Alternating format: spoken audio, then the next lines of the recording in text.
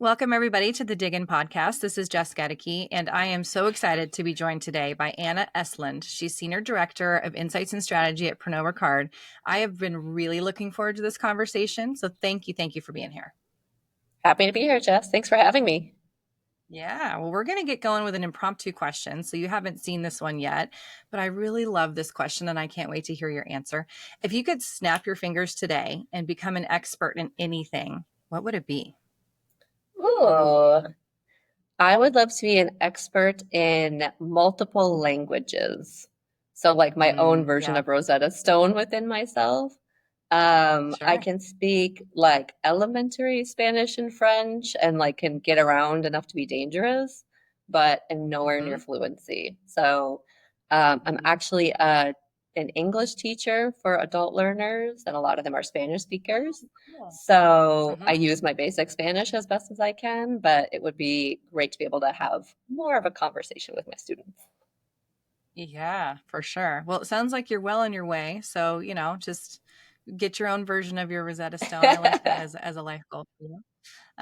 Awesome. Well, tell us a little bit about your background and your role today at Pernod. Yeah, so I'm a leader in strategy, insights, and analytics. So I consider myself more of a marketer, more of a generalist than a specialist. I'm more in the insights world now. So as you said, I lead an insights and strategy team at Pernod Ricard. We are a global wine and spirits company, so we are number two globally. We have awesome brands like Jameson, Absolute, Kahlua, and Screwball, Mum Champagne. I could go on. We have a big portfolio. So I lead a team of about 10 people in brand innovation, shopper, and then portfolio insights. And I've been with the company for 4.5 years. Before Pernod, I was at Nestle, General Mills, and then worked in sports for the Minnesota Timberwolves and the Minnesota Twins. And I would say a common thread of my CPG era that I'm in now is working on global businesses. So I've had an expat role in Switzerland. I've worked for a Latin America regional team.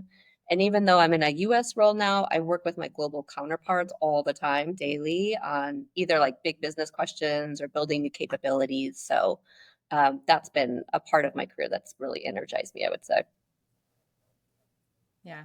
I love the diversity of that experience. I think when we talked, I was like, oh my gosh, how cool to start in the sports industry and be able to, kind of get that part as part of your experience. And the diversity of what you manage today is one of the things that we'll dig into. So let's go ahead and do that. Let's dig in. So our listeners really do crave inspiration from other leaders. And I think one of the best ways to inspire is to tell a story. And at Mhm. Pernod, you really saw and were part of that era of the explosive growth of the hard seltzer canned cocktail segment. And I think that that's a great example of a fundamental consumer and category shift that I'm sure brought many lessons and many opportunities for the brands that you manage. So, what was the category context at the time when that, explosive growth really started? What consumer trends were you watching and anticipating at the time? Yes. I thought this would be a fun story because so many of us in marketing are either like experiencing big category shifts or have. So I joined Pernod in Hmm. 2020, which was really, like you said, the boom of hard seltzers. So think about it. There are kind of like three big macro categories in alcohol. You have beer, you have wine, and you have spirits, which is more of where my company plays. And so this is the land of giants and big budgets. So think like enormous brands like Budweiser and Jack Daniels, which are not my brands, but right, it's like Yeah. that level of brands. So one of the most fascinating things I would say coming into the company early on was these are new to world brands. So you had Truly and White Claw especially like exploding onto the scene. And so while there were these like kind of smaller, cooler offerings in the past, so like Smirnoff Ice or this Jack Daniels like country coolers or Bacardi Breeze, like all of those Hmm. existed, but you had these new brands come out with convenience in a can versus a bottle. So first they were delivering on convenience. Hmm. The second thing I would say is they were doing a better job in what we were watching at the time, right? Everybody in the industry still is on wellness. So these brands and the category really took a lot of cues from one of my old worlds of just sparkling water. Like literally it's in the name seltzer. right? And so it was the codes and cues, so what we call semiotics of seltzer through and through. So the feeling of being more light or refreshing or like natural flavors. So think of like the purity of the white can, the skinny can itself, and like the fruit imagery. Even if they Mhm. weren't saying it, they were very much cueing that. Um, the other thing that was going on that I think is fascinating is cultural relevance. Said more humanly, it was on trend. Like my favorite quote from that era that you would hear from consumers is there ain't no laws when you're drinking claws. So, which was about White Claws. I didn't hear that one. That's good. Oh yeah, Yeah. I heard it in research like right when I joined. I was like, oh, that's amazing. So you would like you saw young men especially engaging with this category in a way that was very different than in the past. So like in my college days, you wouldn't see that many guys drinking like Smirnoff Ice or Mike's Hard Lemonade, right? So there was this whole kind of on trend thing that was very broadly appealing. The final thing is what I think helped it explode in what we were watching, and I think has sunk in more for me now, is this idea of control. So in a can, you have more control. You might have multiple cans, a lot of people do, but you have the perception of control, right? Like I have more of a sense of how much alcohol is in there versus a margarita that a bartender might make me or like a big pour of Mhm. wine. And so that feeling of control matters so much more now because especially for like Gen Z, right? Like if I'm out drinking, I might end up on social media. So it's that kind of like always on publicity in your own social circle that can happen. So Sure. the feeling of control, I think, just matters a lot more than it did 20 years ago, right? When these coolers were like Mhm. popular. So you have all those things coming together of like the convenience and control of beer, the kind of flavorful, fun parts of a cocktail, and then it feels like a healthier choice.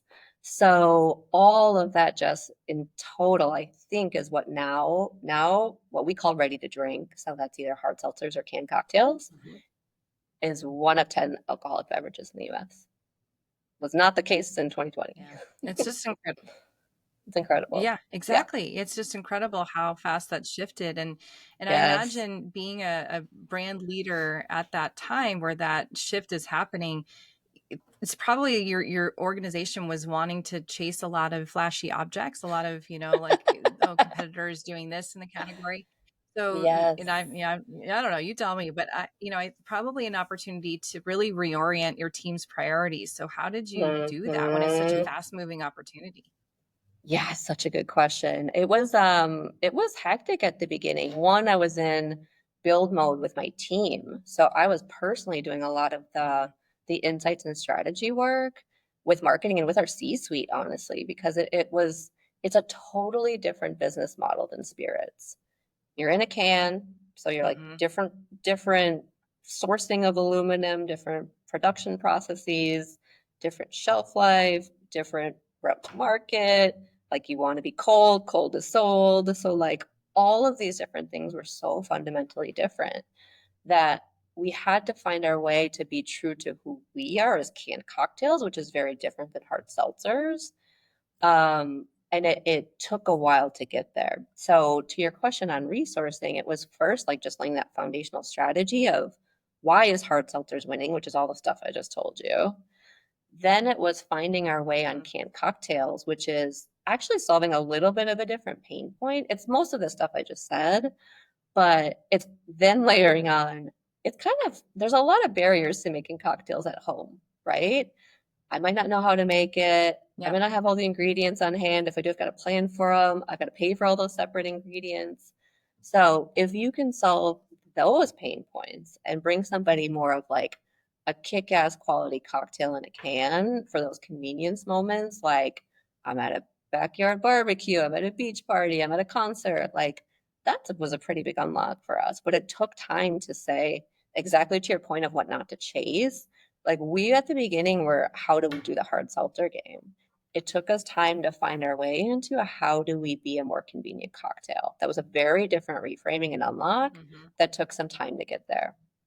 Um, so just to kind of go back to your core question on resourcing with the team, it was like build mode at the beginning, Then it was my innovation insights team, like really thinking fast about, okay, now that we have the strategy, what brands do we launch with? What flavors do we do? What's our pack format? What's our pack design? All of that stuff. Um, it kind of transitioned to my shopper insights team over the years, because then it was more like, how do you win at retail? How do you help your retailer partners understand like what to do with this exploding category? Like, where do you put it in the store? What's the right kind Right. of shelf set, right? Like, how do your shoppers make decisions in the aisle? Is it more about brand first, flavor first, kind of pack format first, right? So I would say now it's a lot of brand questions. So we have canned cocktails on our three biggest brands, Jameson, Absolute, and Malibu, are kind of the core focus for us, which is great because it can also like Hmm. sync with our brand strategy of signature cocktails. So it's like Jameson, ginger and lime, Absolute, Cosmo, Malibu, Pina Colada. But then the brand questions back to that is like, okay, well, are we recruiting new people into the brand? Is it like if I think about my overall net brand budget and just the resources I have, like how do I allocate that for the brand? So the questions in my 4.5 years have evolved, but have always kind of been at that like really interesting bigger business question level of like, this is a very fundamentally different business we're getting into. And we have to wrestle with how do you balance that with the needs of your, your core profit driver of spirits at the end of the day. Yeah. Well, what an interesting question to grapple with. And I imagine it didn't go smooth sailing for each of those brand strategies. You probably had some hiccups or some times where you had to pivot. Yeah, kind of like obvious. Huh? So, can you tell me one of those? What are some of the places where you got tripped up a little bit? Yeah. So I work in a big global business. So our global brand stewards, for Jameson sit in Ireland, Absolute sit in Sweden, so on, so on. I would say early on, one of the things was like really helping our global counterparts to understand the convenience culture in the US, which is just really Mm, different than the culture in Europe, which is where a lot of our, global leaders are from. So, and I've lived in Europe. So the convenience is king here in the US in a way that like our need for speed and willing to pay for convenience is just so ingrained in us. If you go to Europe, it's like a leisurely cafe culture, right? Like a to-go coffee doesn't exist in many places except for the UK. Um, it's it's looked at more of a fear of if a brand brings something that's more convenient in a different format, there were more hesitations in our organization of what does that do to my core brand? Where in the US as consumers, right, we're like, oh my gosh, my favorite brand, like give it to me in all ways that make my life easier. Like it's a benefit versus a burden. And so I would say one right. of those trip ups was just more just helping people understand through empathy, right? Whether that was consumer research and then involving them in that, or even just like when they do come here and visit us and do strategy discussions or whatever, like getting them into the store. Because that's the other place where you just Yeah. immediately see like, what a canned cocktail aisle here looks like versus France is like so different. It's massive here, right? It's Yeah. bigger than like gin and tequila and some of these other categories that they would think might be bigger. So that was one place I think we found a better way as an organization, and it took some time to get there because it was so US culturally driven. Yeah.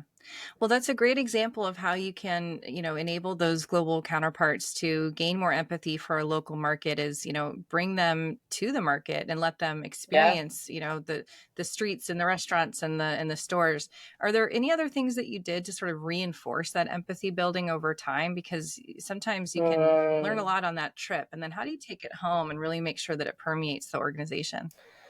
Yeah, it's such a good question. So I haven't done this specifically like with the RTD lens or canned cocktail lens, but I have done it actually with you guys with Dig and with Ignite 360, that part of your company. Um, is when they come here is actually have them talk to consumers. So when we had our absolute Malibu and Kahlua leadership here last fall, we organized just like a really informal thing at a bar where we had consumers come in and talk about very broadly, like what are they drinking, what's going, like, what's their social occasions behind alcohol, how has that changed since COVID, what do they think of, XYZ brands. We would bring out, just very informally, like bottles from behind the bar and kind of talk through and do little, sorting games and stuff. And so while that wasn't RTD only, like that moment matters so much more sometimes of like the face-to-face part than what I can do of trying to show somebody a video or give you a quote in a deck or give you a stat in a slide or a chart.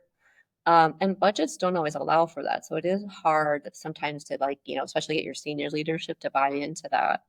But I found those moments, whether here at Nestle, other companies, are some of the most powerful and illuminating, right? Like we all gravitate towards stories. And so that has Yeah. been, I think, one of the more powerful ways to be able to have that happen. Yeah. Well, that's a great illustration of how you were able to empower that empathy across the organization. And yes, Mm. talking to consumers, hearing it in their words, being kind of, elbow to elbow around the bar is one way to do that. So that's a great example. So in terms of, you guys going after canned cocktails in a big way, when did you consider that a success? Did you have a specific milestone where as a business you said, we did well here? It's a great question. I think we probably had three phases of success if I think about it. The first was just getting the strategy right, right? Like which brands, and I mentioned the three and kind of our hero cocktails and really being true to who we are as spirits brands versus playing the seltzer game. The second is like really committing to the business model because like I said, it's different Hmm. production, you're selling into a different buyer within retail. It's just a different game. So us investing in some of those capabilities, like really thinking deeply about how we structure our teams and our budgets and all of that was a signal like, okay, we're in this because the consumer demand is there and that's not going to go away. And yes, you can make cocktails more convenient with like plus ones, like a gin and tonic, right? But still, this is meeting a different occasion, a different consumer's needs. And so, like, that realization to me was really big. The third and probably most important is the business impact. So we are the top vodka and rum selling brands within canned cocktails, which is amazing with Absolute Malibu. We're in the top three with Jameson. We've had Sure. the biggest launch last year with Absolute Ocean Spray, which was a really, successful partnership for us. So proof is in the pudding, I Mhm. guess, there and actually, meeting consumer needs, but driving the business too. And recruiting new consumers into our brands has been a huge part of that. That's a big deal. It's sort of the holy Yeah. grail, right, of what any beverage alcohol manufacturer really wants. So what's your biggest takeaway from this canned cocktail experience that continues to Yes. evolve? But what's your biggest learning? So I've lived this kind of just now across big category shifts. So Greek yogurt, granola and cereal, this one in alcohol, I'm sure there are more. Um, I guess my reflection as a kind of strategy and insights leader is to really think about the question behind the question you're getting. And so there's probably two areas I would hunt because naturally, when these new categories emerge, you get a lot of doubters, right? On like, why, how should we go into that new category? And the two areas I think that I would dig first, and my lessons learned have been really deeply understand the business model and really understand like the objections behind brand stretch. So the business model, all the Mm, things I said, right? Like you have to invest in all the new production processes and route to markets. And the question behind the question there is like, is it more profitable than what I'm doing today? And that can be hard to show right. in a very Yeah. simple way, right? Like insights teams will get asked, like, what's the incrementality on it? Like, am I bringing in new users or, new dollars to the category or what's the size of prize? But that still doesn't get you to the heart of like, is it worth my financial investment behind these capabilities and processes? That's a much bigger strategy question. So that to me is a Right. critical one. And then especially in the marketing world, like brand stretch. I guess the fundamental question usually behind the question is, can our existing brands play in this space? Or do we think we have to build a new brand to do it? Or sorry, build or acquire a new brand to do it. Building and acquiring new Hmm. brands are really expensive. But sometimes doing it with your core brands, it's the classic innovator's dilemma where it's really hard for your big brand to dedicate the time, space, energy, money, all of that because your core business is usually so well grooved over the years that like you got a system that works. Mhm. And when you bring in a different business model, it's hard for that big parent brand to say, I'm going to give different time and energy to this other thing that might or might not be as profitable, right? So again, Right. like those are quite much deeper questions than can my brand play in RTD? But that's a surface level question you'll get. So like you really, if you Yeah. want to make an impact and help the organization really think through these trade-offs, I think you've got to kind of like level it up slash go deeper on the questions. A last one, Jess, I would say that like I don't have a lesson learned on. And I would love if your listeners or viewers had an answer for me or you had an answer for me. Is helping the company to see those trade-offs like early on what if you don't act now? Mhm. Because once you Yeah. get later on, right, like that's where I see brands ending up having to acquire or build a new brand, whatever, which is super expensive. So it's really hard to tell that story early on, though, when A, think something's emerging as a new category, or B, you kind of are dabbling there, but haven't Yeah. fully unlocked all of the kind of capabilities and business model behind it. So the like trade-offs of what if not, Yeah. I have not quite cracked. Yeah. Well, and that's thanks for sharing that because, we don't have all the answers. And I do think that one of the things that I think is a magical combination is when you can look at a business question like that with the forward looking perspective that's saying, what are those emerging market signals? What are those consumer trends that are informing the opportunities of tomorrow? But then also with the quantification to build a business case to give that confidence to your leaders. And that balance is super hard to achieve, especially when you are Yeah. at different points in time of an explosive segment like that. So can definitely Yeah. empathize with how difficult it would have been in real time to do it. But it's that marriage of those two perspectives that I think businesses need in order to make those decisions and invest in the right spots. But okay, Anna. So now let's turn to you as a thought leader. Clearly, you are in an organization as well as in the industry, and you have a really passionate point of view about a topic that I can't wait to dig into. And that is the idea that shopper insights is sexy. So tell me about this concept, why you believe it so passionately, and really what that means to you. Yes, Jess, I believe shopper insights is sexy because of the business impact you can have and the career unlock it can have for you within insights. And I think the reason I'm so passionate about it is it gets so overshadowed by brand marketing and advertising. So when I'm asked to speak on stuff like this, or even internally, it's a lot of times is about advertising and creative effectiveness. Because that's perceived as the fun part of marketing, right? It's like the Don Draper ad agency part of marketing, but it's only one of the four P's at the end of the day. Like we tend to overlook the price and the promotion and the place and that part that is like such a critical growth driver. If you look at any marketing mix model, it will tell you the fundamentals matter more. Um, and I think it's maybe it's because it feels more like sales than marketing. I'm not sure, but I'm here to tell you it's just as sexy. I'm super passionate about this. I'm like actively trying to think about how to persuade people in the industry about this. So I'm happy to talk about it more with you. Yeah. Yeah. Well, again, I love it as a premise. And I think part of probably what is making this a bigger topic nowadays is just that the more traditional insights of shopper insights, sorry, the more Yeah. traditional definition of shopper insights has really changed because now we have so many blurred lines, right? It's with the presence of Yes. omni-channel. It's on this idea of we're not just shoppers or consumers, we're humans at the end of the day. So I think all those, Yeah. expanding of definitions and blurring of lines has really brought that to bear. So, how do you define Yes. shopper insights today? What all does it encompass? Yeah, such a good question. I guess there's three things that have changed that I'll get to your question of like what does it include? Because I think it's really broad. So shopper insights kind of grew up in CPG like insights did in general, right? And so a lot of that was how do you win at retail for these big, cereal soap manufacturers, whatever. So now to your point, you have omni-channel. So e-commerce has totally changed that. And you have not just manufacturers, but retailers with insights teams. So the Krogers and the Amazons of the world have massive insights and analytics teams. Second, you have a lot more D2C brands who have their own data to play around with. So you have kind of like user experience or UX, mixed up with that. And the third would be just the critical importance and how we've gotten smarter, and a lot of, data unlocks and tech unlocks have helped on pricing, or what in CPG we call revenue growth Hmm. management. So I would say that like all of those three things coming together have made shopper insights no longer just about how do I win at retail.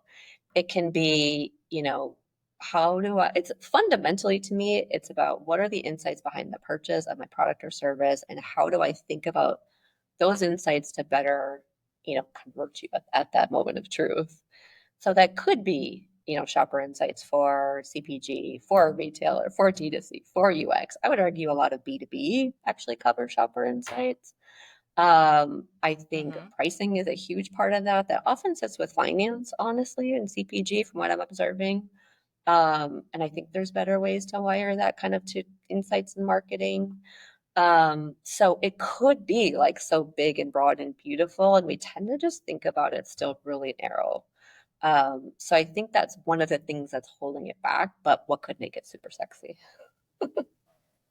Yeah, I totally agree. And the other thing that we talked about is, every type of research has some tie back to the business, right? Some measure of ROI or tangible impact back Mm, to the business.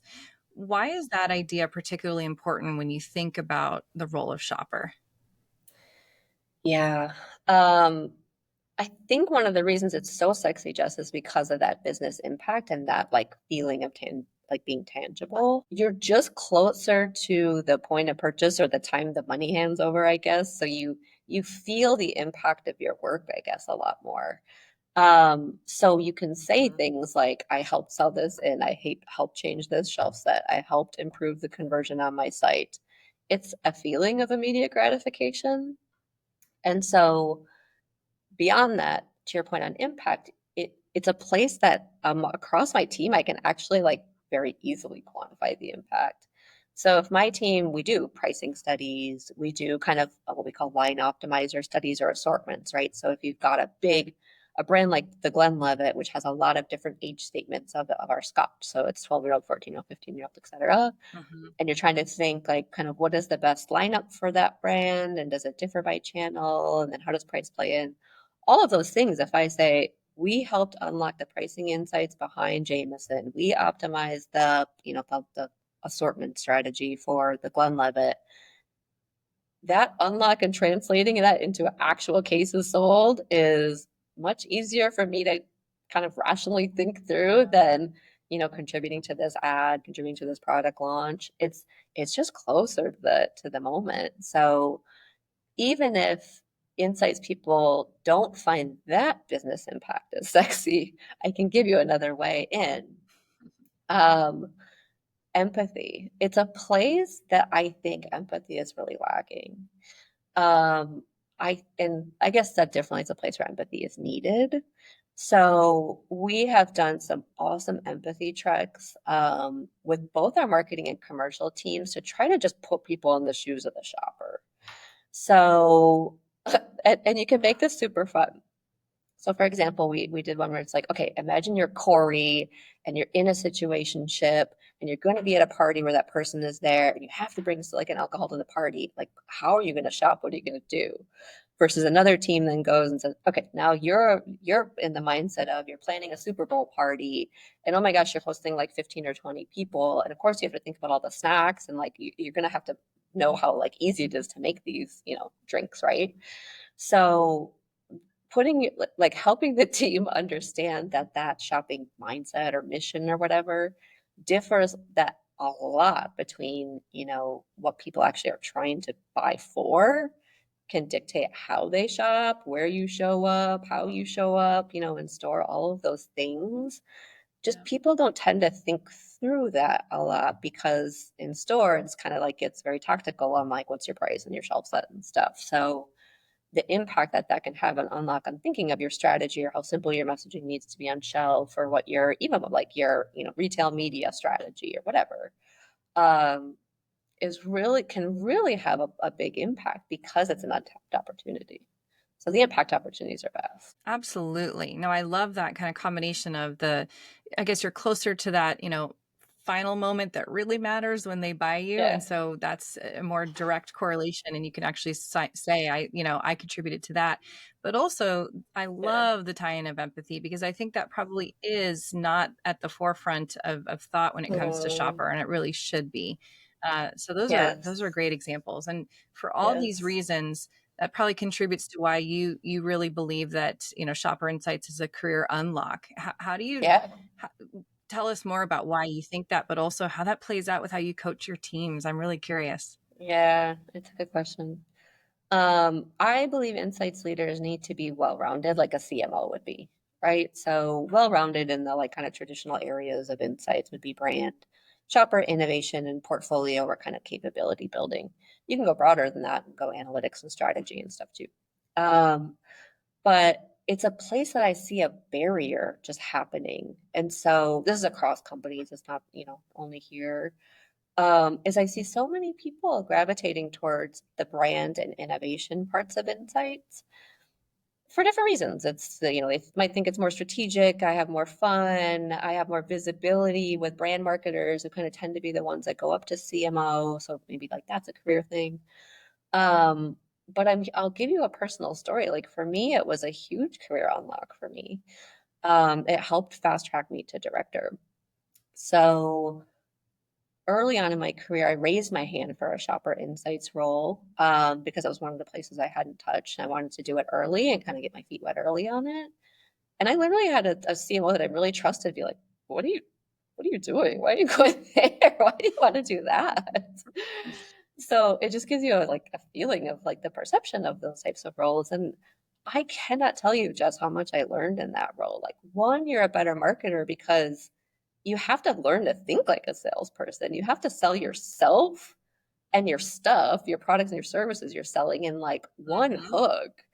You can't have a flowery concept, back a pack language, all the stuff we think through deeply as marketers, Yep. you realize very quickly like doesn't really matter a lot. I mean, and yes, it matters, Right, but like right. at the first moment of truth or the first trial or like the first time you get somebody to pay attention or even like be aware of you, like you gotta be so succinct. You gotta really get to the core of what matters. And I learned that so fast in that role. Um, I think the other thing is like you just think about more end to end what we were talking about of like the buyer and the user of your stuff fundamentally like can be different. And so you have a better, well-rounded view of end-to-end brand strategy because you think more 360, I guess, and you learn how to bridge the Hmm. common divide between marketing and sales. They don't always speak the same language. They don't always have the same incentives. And that's part of, I think, the reason behind this, if I'm honest. Because I would argue shopper marketing probably has a similar barrier. And it's just as sexy. So for me, it was a career unlock. I think in coaching my teams, it's the same thing. It's like, hey guys, like because the lines are also blurrier in insights these days, like yes, I have a brand and innovation and a shopper team, but I'll tell you, my brand team does pricing work. My shopper team does category work about winning in whiskey and brand love with bartenders that you could chalk up to brand work. Like it's not as like cut and Right, dry as it maybe it once was. And if you want to get to bigger business questions anyways, where more of the impact of the organization is, you got to kind of ladder up above those silos anyways. So if you round up and kind of shore up that shopper part of thinking commercially, kind of thinking, succinctly, moment of truth, all of that, it makes you a better marketer. It makes you a better brand marketer at the end of the day. So that's my hook. it makes you sexier. I mean, if we just were It to makes you summarize it. sexier. That's right. That's right, Jess. That's amazing. I love that perspective. And what's your hot take on the future of the insights industry in general? And I realize that is a very big question, but I think insights is broader than we think it is. And maybe that's kind of been a theme in what we've been talking about of like these blurry lines and all of that.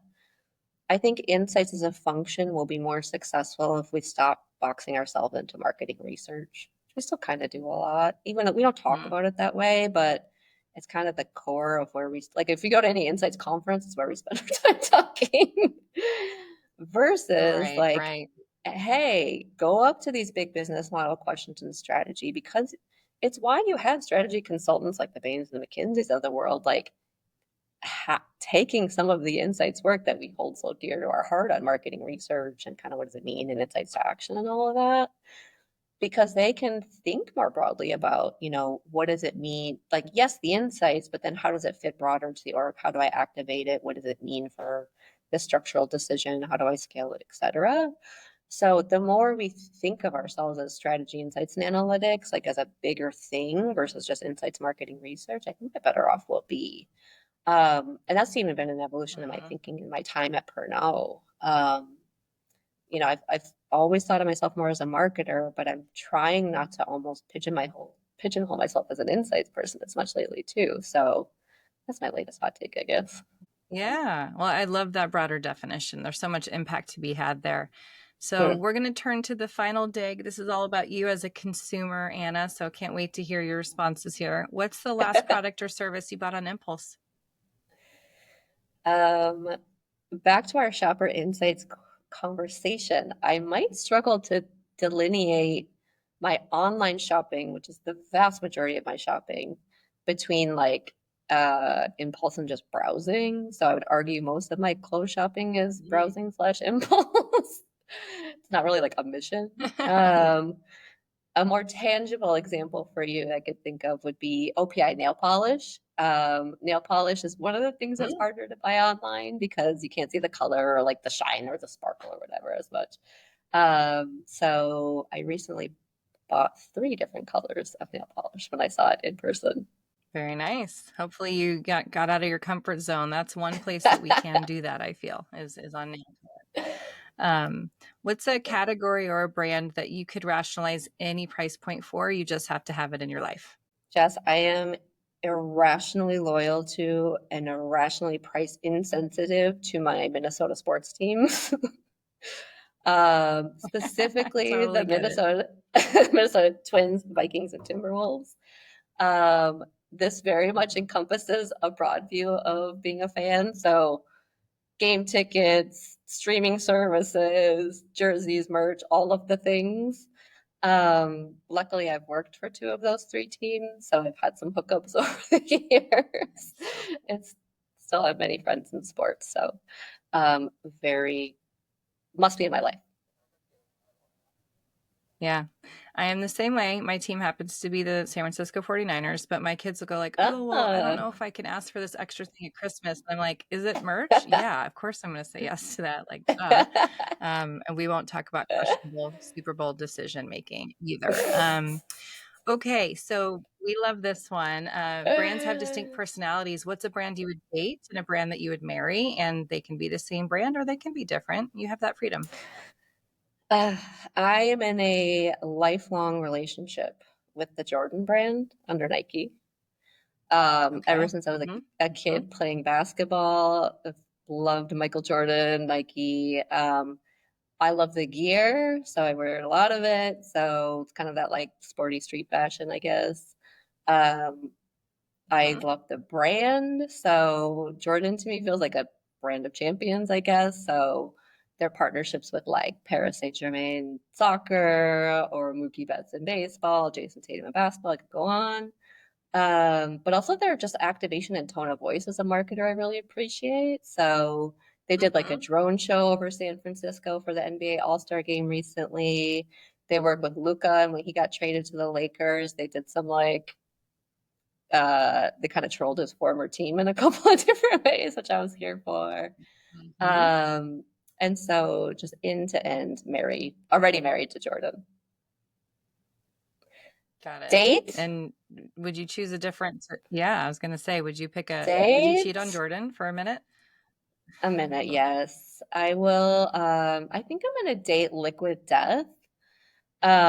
Liquid Death is just Mm-hmm. so intriguing to me, having worked across a couple of that categories. Like, it's like the badass, yeah, I don't know, edgy rock and roll exterior, all that skull imagery, right? But on the inside, it's just good for you water. um, and again, like their activations and tone of voice are just so like I love so amazing to me. So they do like collaborations with Metallica, which is very on brand. They Mhm. last year they did that stunt around Super Bowl time where they sold ad space on their packaging to Coinbase for some like insane amount of money to just for like a Yeah. play on like reach and eyeballs and stuff. So it's kind of that like naughty outside, nice inside brand, I guess. I'll date. I love that. And they Yeah. can push the boundaries, right? They can get away with Yeah. that crazy stuff. That's awesome. Yeah, Yeah. those are great. And finally, what keeps you inspired at work? You seem like such an inspired human and professional. What keeps doing it for you? I think for me, it's kind of where I started. Is working in a global business is just something I love. And the reason for that is I get like a daily exposure to different cultures that just fascinates me as an insights person and like almost like the anthropology side of me that get nerds out of how different cultures operate, both from a consumer standpoint, but also just like my coworkers, like how you influence different cultures is Yeah. fascinating to me. I will approach my French team different than my Irish team than my American team. Um, and so being in that global business and also just thinking of like the big business questions you have as a global business of like when do you scale something globally versus when do you localize and go, more of what matters to the US or to New York or whatever. It's just really interesting to me. So that keeps me constantly learning and motivated and inspired. Yeah. Well, absolutely. And that empathy for global counterparts, that's only going to personify in importance. Mm. So I'm so glad that you're one of the leaders forging the way. And thank you so much for sharing your lessons and your perspective. I think Yeah. Shopper Insights is sexy, and I'm here for this movement. Yay. Okay, good. We've got a movement. I love it. Thank you so much, Jess. Yeah. Thanks for joining.